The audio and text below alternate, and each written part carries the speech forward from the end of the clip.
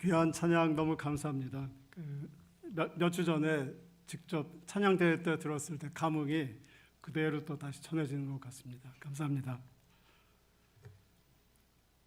혹시 이 나라가 어느 나라인지 맞추실 분이 있을까요?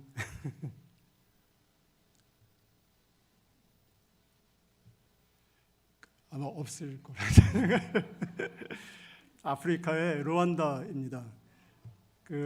조그만 나라지만 굉장히 아름답고 언덕이 1000개 있다고 그래가지고 1000개의 언덕이 있는 나라 뭐 이렇게 부르기도 하고 또 아프리카의 스위스라고 이렇게 또 칭하기도 합니다. 실제로 가보면 다른 아프리카 나라들하고는 많이 다릅니다. 일단 거리가 깨끗하고 잘 정돈이 돼 있고 사람들 옷도 깨끗하고 관공서도 아침 7시 반에 일찍 시작하고 굉장히 부지런합니다. 또 나오는 수치에 보면은 국가 청렴지수 있지 않습니까? 거기에 보면은 전 세계 중에서 르완다가 43등이에요. 참고로 한국은 30등입니다. 그러니까 한국하고 르완다 같이 상위 그룹에 국가 청렴도 들어가 있고, 그다음에 많은 분들이 이제 아프리카 가요 그러면 안전한가요? 이렇게 물어보시지 않습니까? 근데 국가 안전도로 따지면 이거는 100점 만점인데 르완다가 73.6점이에요.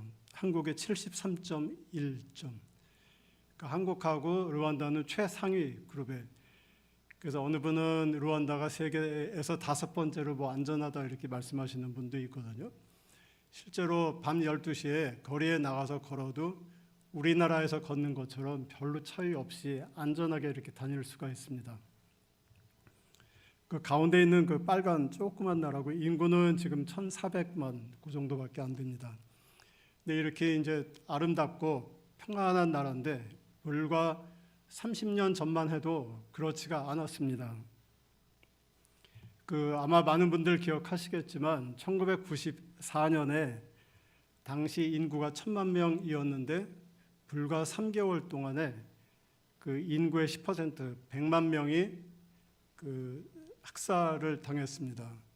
그러니까 3개월 동안 이런 일을 당했으니까 하루에 10,000명이 이제 그런 일이 당한 겁니다. 그래서 3개월 후에 이제 정리가 됐는데 이제 문제가 더 커졌어요. 이 일에 인발된 사람들 12만 명을 체포했는데 이때 당시 르완다에 변호사가 10명 있었고 교도소의 수용 능력이 10,000명이었답니다. 그래서 재판에 걸리는 예상 시간을 따져봤더니 150년이 걸리는 거예요. 그러니까 나라가 뭐 종족 학살은 내전은 정리가 됐지만 얼마나 혼돈스러웠겠습니까?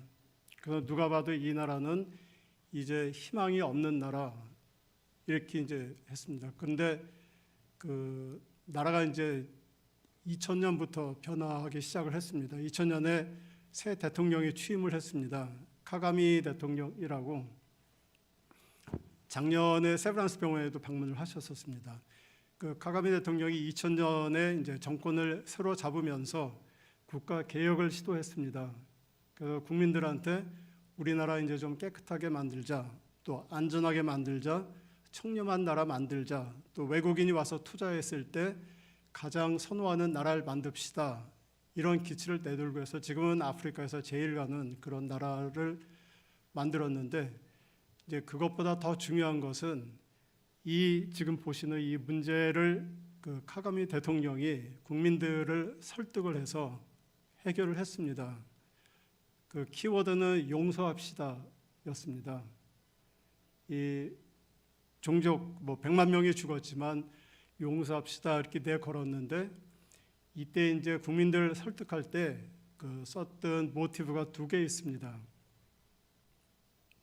그러니까 첫 번째는 르완다에 가시면 나무가 있습니다. 나무 이름이 우무부무 나무인데 우리나라 꼭 느티나무 뭐 이렇게 좀 비슷하게 생겼습니다.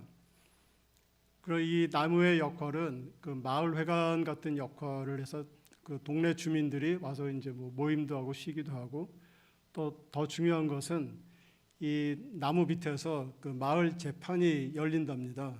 그래서 재판이 열리는 장소 이렇게도 이제 인식이 되어 있는데, 가장 중요한 것은 무엇이냐 하면 이 나무의 특징은 그 껍질을 벗겨내면은 그 나무로 보면 상처 아닙니까?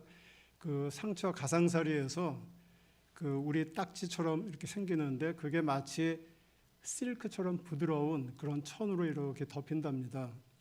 빨간색이고, 그래서 일부러 그 나무의 상처를 내서 그 천이 만들어지면은 그걸 이어서 지금 오른쪽에 보시는 것처럼 귀한 천을 만드는데, 빨간 천을 만드는데, 이 천은 왕이 입는 옷을 만든다고 합니다. 그래서 루안다 속담에 뭐가 있냐면 이 세상에서 가장 아름답고 고귀한 것은 상처에서 나온다, 이런 그 루안다 속담이 있습니다. 바로 이 나무에서 유래한 겁니다. 그래서 이 카가미 대통령이 그 국민들을 설득할 때 우리 속담 있지 않습니까? 상처에서 아름다운 것이 나옵니다. 우리는 세계 역사상 유래를 찾아볼 수 없는 그런 상처를 지금 갖고 있지만, 우리가 어떻게 하느냐에 따라서 우리가 가장 고귀하고 아름다운 것을 만들 수 있습니다. 이렇게 설득을 했습니다. 그래서 용서합시다, 이제 이런 설득이었고, 두 번째는 이제 폴 비즈라는 그 영화 감독이 한 말이라고 합니다. 용서가 우리의 과거를 바꾸지는 못하지만 우리의 미래는 더 넓고 풍성해집니다. 이 말씀을 국민들에게 직접 전하면서 그 설득을 하기 시작했습니다. 그래서 그 루안다에서 이루어진 그 용서 프로젝트, 범국가적인 용서 프로젝트를 우무부무, 그 나무 이름 우무부무 이름을 따서 우무부무 프로젝트라고 했습니다. 그래서 우무부무 그 나무 밑에서 항상 재판이 열리는데, 누구든지 제가 잘못했습니다, 용서해 주십시오, 이 말 하면은 아주 악질 범죄 아니면 다 용서를 해줬다고 그렇게 합니다. 그래서 나라가 이제 통합되기 시작했고, 또 그런 리더십 하에서 오늘과 같은 그런 루안다가 만들어졌다고 합니다. 여러분 이 책 아시죠? 목적이 이끄는 삶, 그 릭 워렌 목사님, 미국 대형 교회 아닙니까? 그 사진에 보면은 릭 워렌 목사님 오른쪽에 있는 분이 이제 카가미 대통령입니다. 그 카가미 대통령이 릭 목사님한테 편지를 썼대요. 우리나라를 목적이 이끄는 나라로 만들어 주십시오. 릭 워렌 목사님이 이제 그런 편지는 워낙 많이 받아봤기 때문에 그냥 답장을 안 하고 제껴뒀는데 또 썼대요. 또 제껴두고 세 번째 이제 보냈답니다. 이게 뭐 대답을 해야 되나 보다 이렇게 느껴서 대답보다는 이제 교회 그 리더들하고 같이 루안다를 방문을 했답니다. 그래서 이게 그때 루안다 공항에서 만나는 사진입니다. 제가 들었는데 그 첫 만남에서 그 릭 워렌 목사님이 아무 말씀도 안 하고 그 카가미 대통령의 말만 들었대요. 그 이유는 이분이 진정성이 있는지 없는지 판단하기 위해서였고, 결국은 진정성이 있는 걸로 본인이 이제 큰 감동을 받아서 그 세들백 교회, 미국 그 릭 워렌 목사님이 사역하시는 세들백 교회하고 많은 기독교인들이 그 국가를 목적이 이끄는 국가, 또 우무부무 프로젝트가 잘 수행될 수 있도록 크게 도와줬다고 합니다. 그래서 릭 워렌 목사님이 나중에 이제 쓰신 말씀인데요. 제가 여행한 모든 나라들 가운데 루안다만큼 용서하고 또 다시 세우며 성공하기로 굳게 결단한 나라는 본 적이 없습니다. 이제 이렇게 쓰셨습니다. 이거는 UNDP 그 유엔 개발 계획 그 단체에서 공식적으로 이제 스테이트한 겁니다. 루안다의 이야기는 상처가 아무리 깊어도 치유와 용서가 가능하다는 것을 상기시켜 줍니다. 이것을 그 국제기구인 UNDP에서 이렇게 낸 것입니다.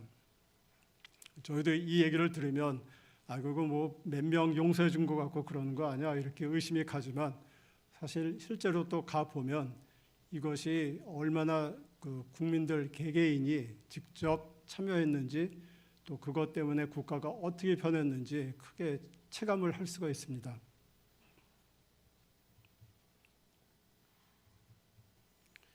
그 오늘 읽으신 그 빌레몬서는 아마 많은 분들이 좋아하는 그런 성경 그 책일 것 같습니다. 왜냐하면 굉장히 짧잖아요.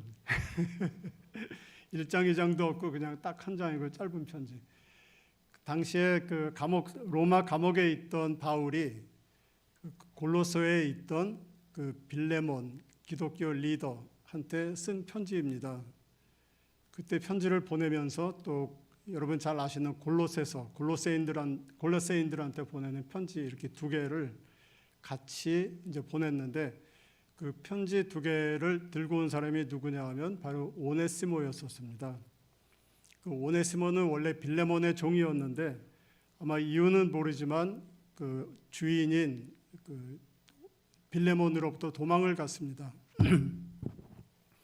도망을 갔고 로마로 갔는데 하필 거기서 만난 게 아마 바울이었던 것 같습니다. 그래서 바울한테 전도를 받아서 이제 훌륭한 크리스천이 됐습니다. 근데 바울의 또 결심은 이 오네시모를 자기 밑에 두지 않고 원래 주인이었던 빌레몬한테 다시 보내는 겁니다. 그때 당시 그 문화는 그런 종이 잘못했을 때 또 도망갔을 때 주인이 목숨까지 또 처단할 수 있는 그런 문화였었습니다. 그래서 그런 위험성을 안고 오네시모를 다시 빌레몬한테 보내면서 쓴 편지가 바로 빌레몬서입니다. 그 재미있는 것이 그 오네시모 이름의 뜻이 유익한 자, 쓸모 있는 사람 이런 뜻인데 그 바울이 쓴 것 보면은 11절에 보시면 그가 전에는 너한테 아무 쓸모가 없었으나 이름에 걸맞게 살지 못했으나 이제는 너와 나에게 진짜 쓸모가 있다, 유익하다, 이제 이름대로 살고 있습니다. 이렇게 쓴 것입니다. 그러면서 이제 계속 쓰면서 16절에 보면 더욱 놀라운 게 이 오네시모를 네가 다시 받아줘라, 용서해줘라 이런 뜻이지만 그냥 단순히 용서가 아니고 이제는 네 종이 아니고 네 형제다, 우리의 동역자다, 동역자로 받아주세요 이런 내용입니다. 그러니까 빌레몬의 입장에서 보면은 좀 황당하기까지 한 그런 편지일 것 같습니다. 내가 죽일 수도 있는 그런 종을 이제 용서해줘라, 용서에 끝나지 않고 너희 형제, 이제 지도자로 삼아달라 이제 이런 편지였었거든요. 그 성경에 또 아니면 그때 당시 기록에 빌레몬이 그 오네시모를 용서했는지 안 했는지는 기록이 없습니다. 그렇지만 초대교회 그 많은 글에 보면은 오네시모라는 그때 당시 초대교회의 리더, 그때 감독으로 오네시모의 이름이 여러 번 나옵니다. 그런 거 보면은 아마 바울의 권고를 받아들여서 빌레몬이 오네시모를 용서해 줬고 또 동역자로 삼은 그런 큰 역사가 일어난 것 같습니다. 아마 그때 빌레몬이 오네시모를 용서하지 않았으면 저희들이 오늘 그런 예수님을 믿는 모습도 많이 달라지지 않았을까 그런 생각이 듭니다. 그래서 오늘 그 르완다 얘기하고 또 빌레몬서의 이야기를 말씀 준비하면서 아마 우리한테 가장 필요한 것이 저희 개인적으로 또 뭐 가족 여러 가지 공동체가 있지 않습니까? 가장 필요한 것이 용서가 아닌가 이렇게 생각을 해봤습니다. 그래서 다가오는 이제 내일부터 시작하는 그 새해에 그 저희들 삶의 키워드가 그 용서가 됐으면 얼마나 좋을까 이렇게 생각을 하면서 여러분에게 두서없이 말씀드렸습니다. 감사합니다.